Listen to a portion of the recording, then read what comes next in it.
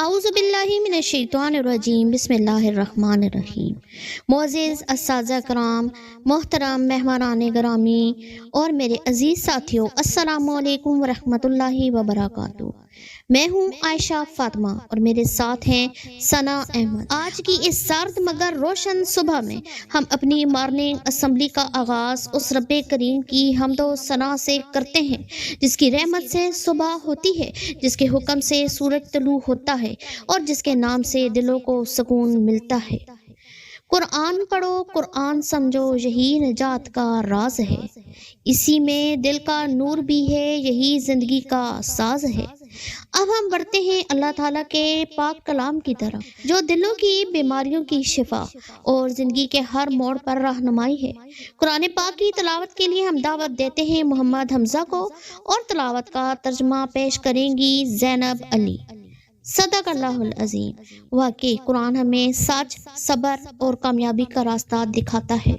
ہر ایک سانس ہے تیری عطا اے رب ذوالجلال، تیری ہی یاد سے روشن ہے زندگی کا ہر خیال اے رب ذوالجلال۔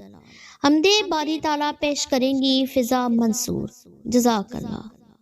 لب پہ آتا ہے جب نام محمد، دل کو مل جاتا ہے پیغام محمد۔ اب ہم اس عظیم ہستی کی بارگاہ میں عقیدت کے پھول پیش کرنے جا رہے ہیں جن کے اخلاق کامل، جن کی رحمت بے مثال اور جن کی تعلیمات آج بھی انسانیت کے لیے مشعل راہ ہیں۔ نعت رسول مقبول صلی اللہ علیہ وآلہ وسلم پیش کریں گے حسن رضا۔ ماشاءاللہ۔ نبی کریم صلی اللہ علیہ وآلہ وسلم کا ذکر دلوں کو ایمان کی تازگی عطا کرتا ہے۔